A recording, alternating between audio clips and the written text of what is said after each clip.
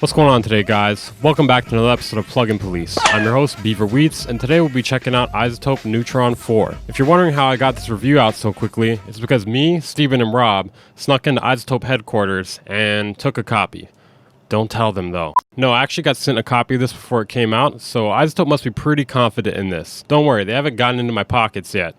Plus, my pants don't have any pockets. Holy shit! What is Neutron 4? Mix smarter and faster with iZotope's Neutron 4, your complete suite for crafting a professional mix. Sculpt sounds seamlessly while staying in your flow. Neutron 4 comes with 8 plugins, including a mothership and 7 component modules. Use the component plugins individually or combine them in the mothership to sculpt your sound. Neutron's beloved mix assistant is now modernized into the newest system view, your intelligent control center that produces fast, personalized results. Dynamically match the tone of your track to a sample or stem using the new target library with tone matching technology. The new unmask module makes space between 2 competing tracks, balancing your bass and kick or allowing vocals to shine. Distort and destroy sound with the trash mode, allowing you to discover new extremes by blending between different textures. Punch mode, punch it up.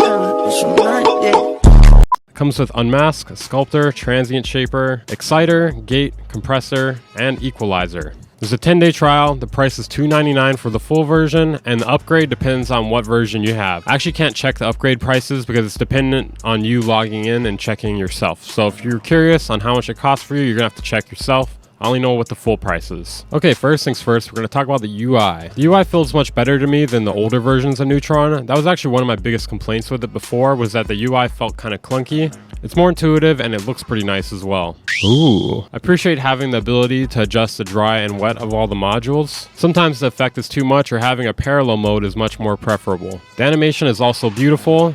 The analyzer takes a few more seconds than I would generally expect an analyzer to take, but thankfully we have this gorgeous animation to look at, and it's not in 3 FPS. Take note, other plugin producers. The compressors have a much simpler design compared to many other compressors on the market.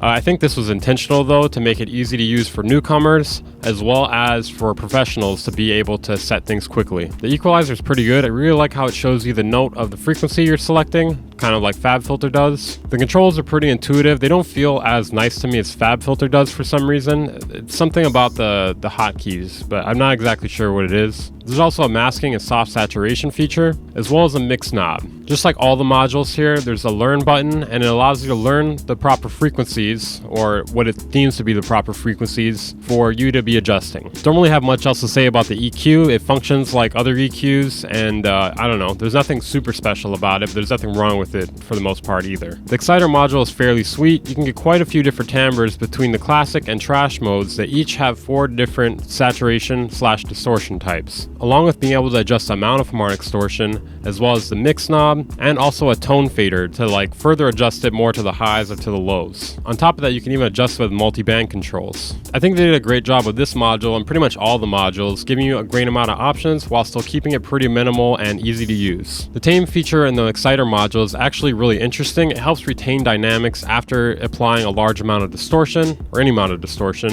It also distributes the distortion evenly. If you're curious how that module works, I'm pretty sure they have a pretty good explanation on their website. Alright, the gate. It functions pretty much like any other gate, but it also has multi-band features, as well as a visual feature to make it easier to tell if you're cutting out a little bit of the signal, or if the gate is going on for too long. So you don't really have to use your ears completely if you don't want to, but obviously you should still be using your ears. But it's nice to also be able to use your eyes sometimes. No complaints about the gate module. The Sculptor module uses spectral shaping to help you sculpt your sounds to other target sounds. You can use the target sounds in their library or add your own. One critique I have about this is the Sculptor could definitely have more targets loaded in with it by default. I found this one to be pretty hit or miss. Sometimes what it tries to shape it to is not really something I'm going for.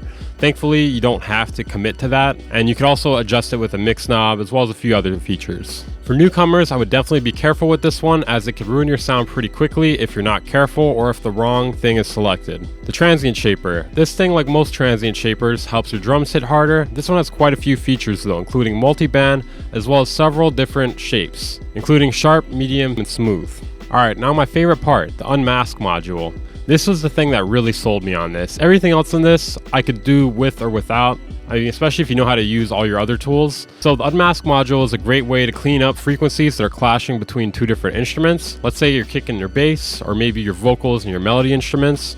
or maybe like certain drums with other drums. This could be happening in a variety of different ways, basically. Now this has saved me a lot of time just in the handful of mixes I've already used this on. To me, this is personally probably the best thing about Neutron 4. So what it does is it analyzes where the frequencies are clashing and allows you to control how much it's going to unmask and what you want to attack and release to it to be. And if that's not enough, you also have a mix knob as well. It's true you could do this in FabFilter Pro Q or maybe some other EQs, but it requires a lot more manual setting, and it doesn't just learn what to do automatically like this one does. This could add up to tons of save time between different instruments and different songs over a long period of time. I really like the settings in it and the fact that you can change the attack and release, because it allows you to get as organic of a feel as you'd like to get out of it. And you may want different settings depending on the instruments being used. Okay, some general notes I have about the overall plugin now. It'd be nice if there was a reverb module in here also, but I'm kind of wondering if I'm asking for a little bit much. I mean, obviously there's a stereo imaging feature, but it's not quite the same thing. Another idea would be to have it like kind of plug into other isotope plugins, like maybe Nectar or something, although I kind of find that this kind of reduces the need for Nectar. Another critique I have is the automatic audio analysis is sometimes off. It'll analyze the instrument I put into it wrongly. You know, you can quickly fix that by clicking it to the proper instrument, but it seems to get it wrong a decent amount of times. So that's one thing they could fix for sure. And like I mentioned earlier, it'd also be nice if it came with more targets for the library, or even like more specific targets. I noticed there was a cymbal target, but there wasn't a hi-hat target. I'm aware that a hi-hat is a cymbal, but not all cymbals sound the exact same. For instance, I used this on a trap hi-hat and wasn't really pleased with the direction it was taking it. And maybe like they could have different types of hi-hats. I don't know, maybe I'm asking for too much, like I said, or like maybe having like a hard kick, a rock kick. When using this thing, definitely make sure it's analyzing your sound to the correct sound. And also make sure it's not doing too much damage to it, because sometimes it tries to shape it towards a tone that you may not be going for. I get that you can add in your own targets, but it would just be nice if it came with more default targets. Alright, the conclusion. I give iZotope Neutron 4 a 7.5 out of 10. The price is moderately high, but you're also getting a pretty large pack of mixing tools that could do a lot for you, and they actually do a lot for you specifically. If you don't know too much, this could actually help you mix your project a lot easier. It's not going to do all the work, and it's not going to do it all perfectly all the time, but it can get you pretty close pretty often. And even if you're not a beginner, it's definitely worth it for a serious producer or engineer.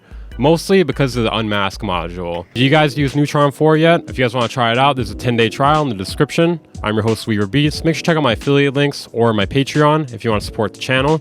You get free content, exclusive content, or even discounts through the affiliate links. Make sure to check out my Twitter, Twitch, second channel. I upload there pretty often. I'll see you guys next time. Bye.